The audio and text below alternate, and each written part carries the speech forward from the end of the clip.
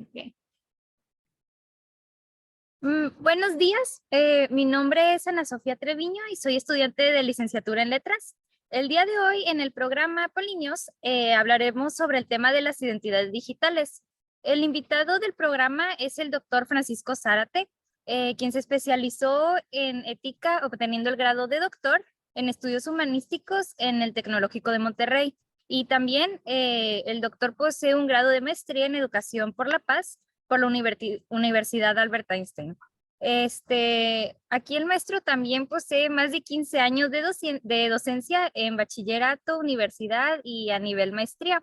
Y bueno, quisiera cederle un poco la palabra al profesor. Y Ana Sofía, buenos días. Gracias por la invitación, Ana Sofía, a conversar sobre identidades digitales.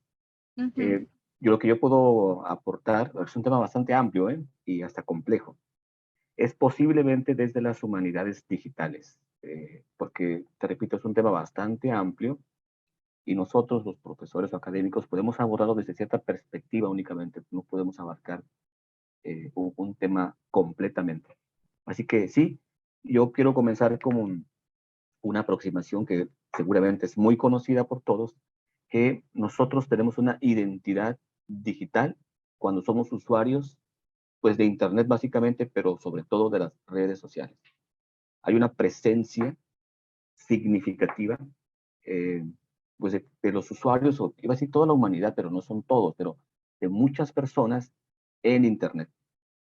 Y esa presencia, el estar allí, el registrarte, usar una plataforma, una red social, etcétera, pues nos pide identificarnos.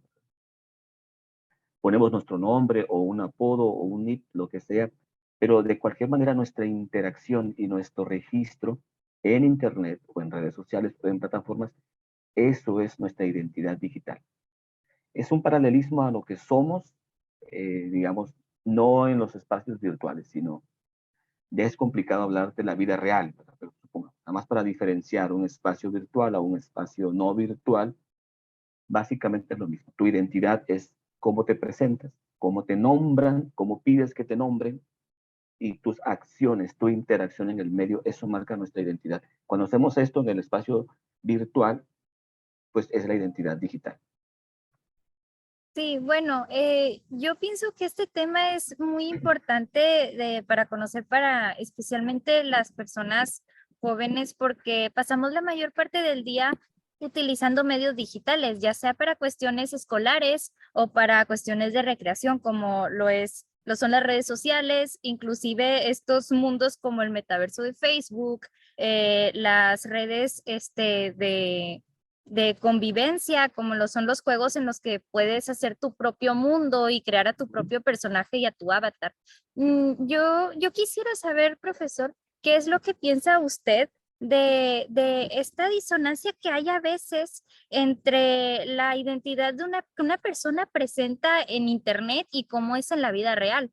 Porque yo he Claro. notado que algunas personas son demasiado diferentes. Por ejemplo, en internet son muy extrovertidas, hablan de muchos temas que cuando les preguntas en la vida real parecen a veces hasta avergonzarse, ¿verdad? Sí, la ventaja del espacio virtual es que es aparentemente íntimo o privado. El usuario sí se considera así, él está en el espacio privado, de, no sé, una habitación. Yo ahora estoy en mi oficina solo, y si además yo puedo poner un nombre alternativo, otro nombre, otra foto, y puedo recrearme, como tú bien decías, un perfil, entonces yo lo asumo y actúo de acuerdo con ese perfil que yo deseo en el espacio virtual. Y como no hay forma de verificarlo, es un espacio completamente alterno, pues muy seguramente todos nosotros tenemos diferencias en la interacción cuando estamos en el espacio virtual y cuando estamos en el espacio no virtual. A mí me gustaría decir espacio real y espacio virtual, porque cuando decimos, o yo digo virtual y no virtual, pareciera que damos más importancia a lo virtual, que lo virtual definiría lo que no es virtual. Entonces, permítanme usar la palabra real y virtual para hacer énfasis en esta cuestión. Ana Sofía, pero también es es parte de la interacción. Tú vas a un juego, Minecraft o lo que jueguen los jóvenes, no sé, yo ya estoy ya anticuado con esto, y te creas un perfil, un avatar. Eh, Realmente avatar es una encarnación de un ser en la tradición hinduista, ¿verdad? Pero en el espacio virtual, un avatar es quien te representa. Y por supuesto puede ser de muchas maneras, tú lo puedes elegir. Entonces, por un lado, esta parte lúdica está bien, te permite ser creativo, expansivo, pero por supuesto, como todo, también se puede usar para fines perniciosos, ¿no? Actuar de una manera solapada, anónima, peligrosa, escondido en el anonimato de lo que la virtualidad nos permite hacer. Sí, bueno, yo pienso que más que nada esta diferencia de cómo actúan las personas se debe a que las regulaciones en la vida virtual y en el mundo real son muy distintas. Por ejemplo, aquí si uno sale a la calle y empieza a decir groserías, pues lo pueden arrestar. Y en internet, pues nada más te banean por 2 o 3 días y puedes regresar a hacer estas acciones, pues que son incorrectas y que sí tienen una sanción, pero que igual y no te impacta de una manera tan directa como aquí sería una sanción de disciplina en el colegio. Entonces, yo quería también ver que hasta qué punto implementar este tipo de sanciones en el mundo digital ayudaría, por ejemplo, en universos que ya son más formales como el meta de Facebook, en el que ya hay pues inversiones monetarias pues muy fuertes. Sí, como bien dices tú, Ana Sofía, en el espacio real nos autorregulamos, eh, tanto por aspectos sociales, normativos, códigos, y también evolutivamente. Hemos evolucionado para estar sensibles a la reacción del otro, y eso hace que nos ajustemos. Y el espacio virtual, como tú dices, está menos regulado. Y esa es toda una discusión que, por supuesto, no acabaríamos si la tuviéramos ahora, si se debe o no censurar, regular o sancionar la interacción en el espacio virtual. Claro que se hace, pero a veces también se apela a que esas restricciones van contra la libertad de expresión. Entonces, es un tema bastante complejo, pero sí hay voces que están sosteniendo, indicando que sí se debe sancionar, regular, dado que es un espacio de interacción importante de las personas. Y por supuesto que al no haber regulaciones o sanciones se presta a que actores virtuales pues puedan cometer delitos, daño a otras personas o actuar de una forma que no nos parece adecuada o que sancionaríamos en el espacio real. Ujú. Y a nivel ontológico, ¿cómo cree que esta existencia de una doble o a veces hasta triple personalidad puede afectar a las personas? Porque pues también existe este pensamiento de que las amistades que uno hace en el mundo virtual no son reales y puede llevar a una soledad muy integrada al individuo, pensarse que no está acompañado por personas de carne y esto. De carne y hueso. Sí, de carne y hueso. Sí, cuando hablas de la ontología, es un espectro más amplio. El ser, en lo más amplio que uno puede concebir, el ser y la existencia. Para algunas posturas filosóficas hay múltiples seres y hay seres que no podemos concebir o ver o percibir. Nosotros somos un tipo de ser en la inmensidad de seres que hay. Ayer tuve clases de vinculación, Ana Sofía, como cuando nos conocimos, el mismo curso y un tema parecido a este. Y entonces, académicamente intentando expresar esta idea de lo virtual, el caos epistémico a unos alumnos muy jóvenes, noto cada vez este posicionamiento de que los jóvenes están usando el espacio virtual, es su medio de interacción y no ven diferencia, no notan que son campos distintos. Lo digo también por mi edad. cierro mi comentario. Yo podría afirmar que ese espacio virtual pues no es real, sino virtual. O sea, no es una entidad en sí misma. Y por supuesto, cuando uno asume una identidad que no es la propia, espero que me estén explicando, esa identidad pues es falsa, pero depende de la perspectiva de la persona, porque tendríamos que preguntarnos qué hace al mundo real, real. Y espero no estar metiéndome en una cuestión ultra filosófica, ¿verdad? ¿Qué hace al mundo real, real y a lo virtual no real? Si yo estoy operando en el mundo real, entonces ahí soy real, pero en el mundo virtual no lo soy, pues es una discusión pendiente para otro espacio, para otros especialistas, pero sí considero que no es lo mismo y el efecto de esas interacciones que no son lo mismo en el espacio real, dado que evolucionamos, disculpan, en el espacio real, cuando no es lo mismo en el espacio virtual, nos afecta. Tienes razón. La interacción anónima, la interacción superficial, no significativa, afecta a la persona. Lo que le queda es una sensación de vacío, de soledad y de estar expuesto, porque precisamente uno se expone demasiado en el espacio virtual a la agresión, a la descalificación, a la injuria. Y esto no es tan sencillo en el espacio real porque te decía al principio, nos autorregulamos. Y además en el espacio real nos juntamos con personas que nos importan. Entonces, al ser importantes para otras personas, digamos, nos cuidan, nos comentan contacto, interactuamos con cierta protección que es importante para nuestra existencia. Y esto se pierde en el espacio virtual. Esto intentaba explicarle a los jóvenes que tuvieran cuidado, que muchas cuestiones de soledad, angustia, depresión, ansiedad, son efecto del uso o de la interacción masiva en el espacio virtual, pero es difícil convencerlos. Más bien te hay que preguntar a ti, eh, como joven, ¿por, ¿por qué no se logra diferenciar esa dimensión de lo real y lo virtual? ¿Verdad? Y bueno, esta dimensión de la que habla el profesor, yo sí la noto, pero porque yo no fui una niña que creció tan metida en estas cuestiones de la tecnología. A mí la primera consola me la compraron cuando tenía 10 años y fue un Wii. Entonces no fui como estos niños que cuando eran pequeños ya estaban, Inmersos. jugando.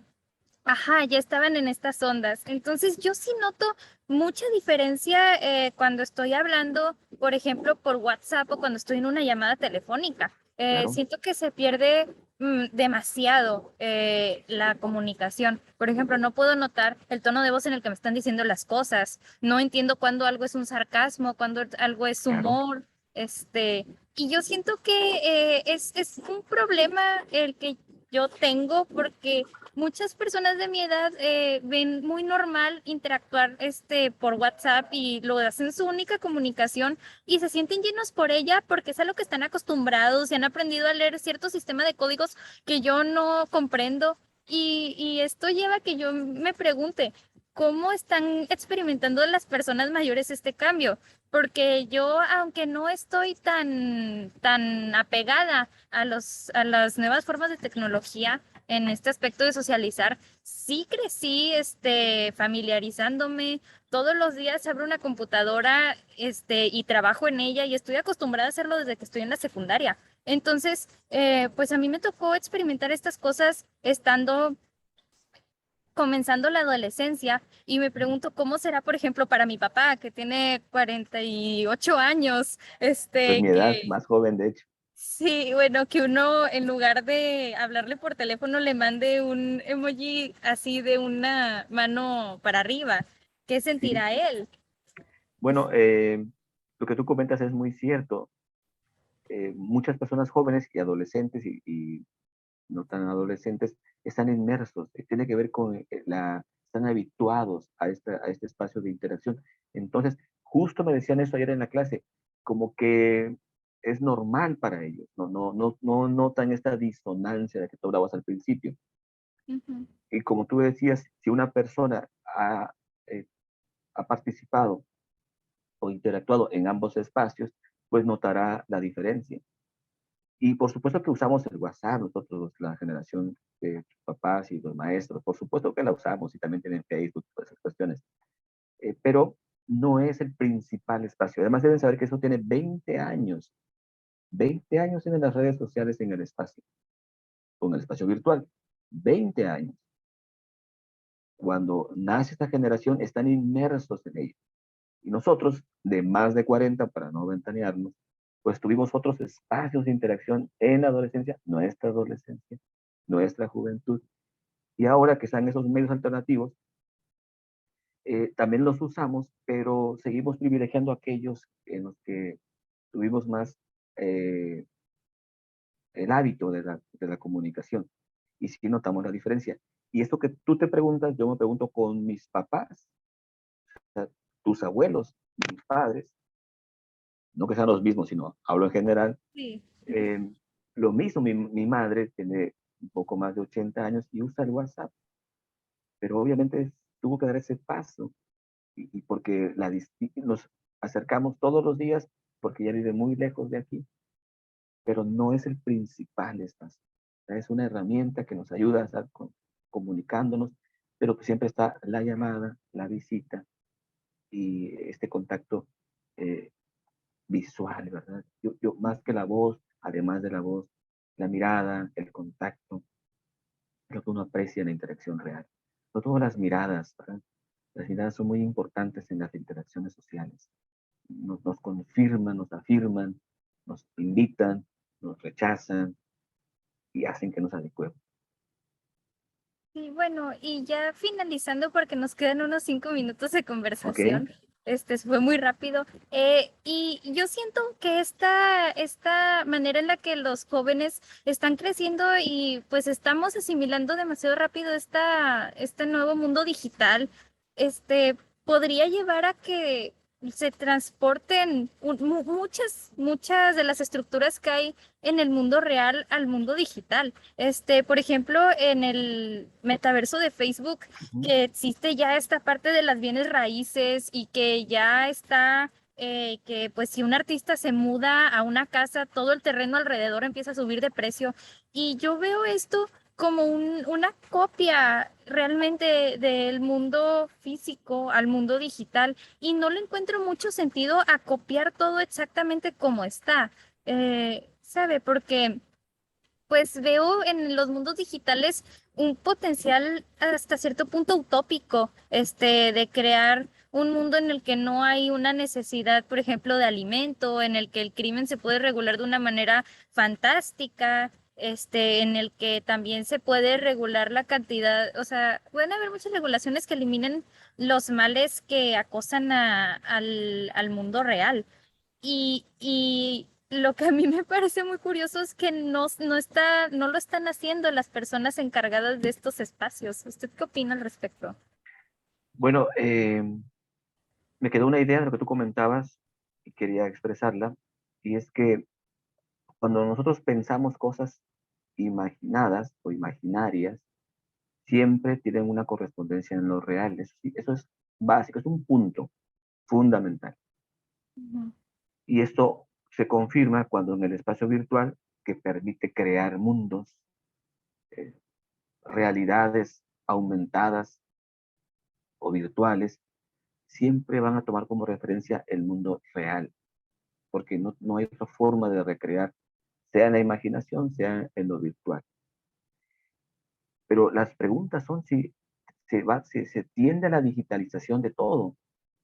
Y en humanidades eso es un tema muy importante, las humanidades digitales.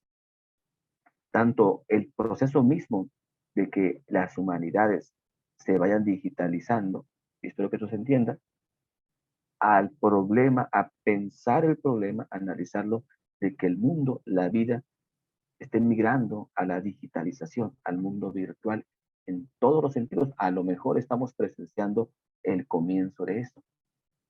Lo pensé ayer, justamente con lo de Meta, fue un tema que discutimos. ujú. Si a mí se me hace una aberración y se me hace un despropósito, como tú decías, pues es un mundo virtual y está el mundo real, pero tomo la respuesta que me daban mis alumnos jóvenes de vinculación. Pues es que es normal. Si una persona lo ve como normal o habitual y tiende a migrar hacia el mundo virtual, las siguientes generaciones lo van a ver como lo habitual. Y eso se va a ir desarrollando y posiblemente estemos migrando ya a esta existencia, a esta vida, a esta mundialización digital, Ana Sofía. Y es un tema interesante, ¿verdad?, para analizar desde las humanidades. Sí. Los jóvenes, se quiere que lo piensen, los filósofos jóvenes, estudiantes de nuestra universidad, pensar esos temas, analizarlos, escribir y criticarlos. Sí. Bueno, muchas gracias, profesor. Esta plática, al menos a mí me ha resultado muy llenadora y espero que se puedan abrir más espacios como este en el futuro.